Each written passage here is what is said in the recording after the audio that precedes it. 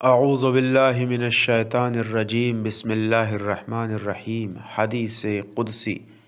آپ کے سامنے جن سوروں کا ترجمہ پیش کیا جا رہا ہے یہ قرآن کے سورے نہیں ہیں، اور نہ ہی 114 سوروں کے علاوہ کسی بھی آیت کو قرآن کی آیت کہا جا سکتا ہے۔ یہ توریت کے سورے ہیں جن میں حضرت موسیٰ سے بات کی گئی، اور ان باتوں کو حضرت علی علیہ السلام نے اپنی زبان میں پیش کیا ہے۔ 27واں سورہ۔ اے لوگوں، تم دنیا کو کس طرح چاہنے لگے اور اس سے کس طرح خوش ہو گئے جب کہ وہ ختم ہونے والی اور اس کی نعمتیں کم ہونے والی ہیں اور اس کی زندگی ختم ہونے والی ہے۔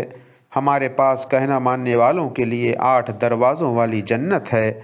ہر جنت میں زعفران کے 70,000 باغات، اور ہر باغ میں موتیوں اور مونگوں کے 70,000 شہر ہیں،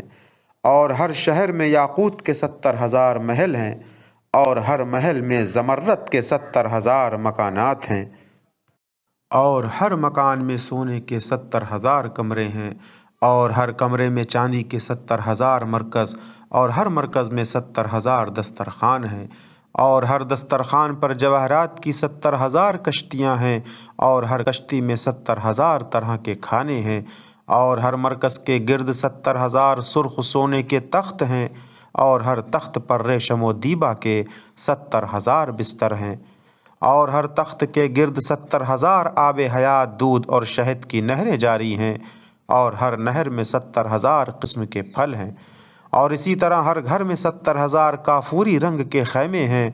اور ہر خیمے میں 70,000 بستر ہیں، اور ہر بستر پر 70,000 بڑی آنکھوں والی حوریں ہیں، اور ہر حور کے سامنے 70,000 کنیزیں ہیں۔ اس کے بعد ہر محل کے اوپر 70,000 کافور کے قبے، اور ہر قبے میں پروردگار کے وہ 70,000 ہدیے ہیں جنہیں نہ کسی کان نے سنا اور نہ کسی نے دیکھا ہے، نہ کسی کے خیال میں آیا۔ پھر وہ میوے ہیں جنہیں وہ پسند کرتے ہیں،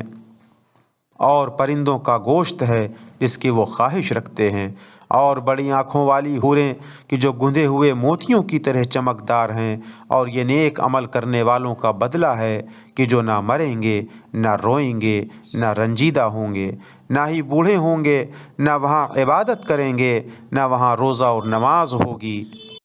نہ انہیں غم ہوگا، اور نہ وہ وہاں سے نکالے جائیں گے۔ اسی لیے جو شخص میری مرضی، میری کرامت کی منزل اور میرا پڑوس چاہتا ہے، اسے چاہیے کہ اس مرتبے کو صدقے کے ذریعے دنیا کو بے قیمت سمجھ کر اور تھوڑے سے مال پر اپنے کو راضی کر کے حاصل کر لے۔ میں خود اپنی ذات کے لیے گواہ ہوں کہ میرے علاوہ کوئی خدا نہیں۔ عیسیٰ اور عزیر دونوں میرے بندے اور میرے رسول ہیں۔ وآخر دعوانا ان الحمد للہ رب العالمین۔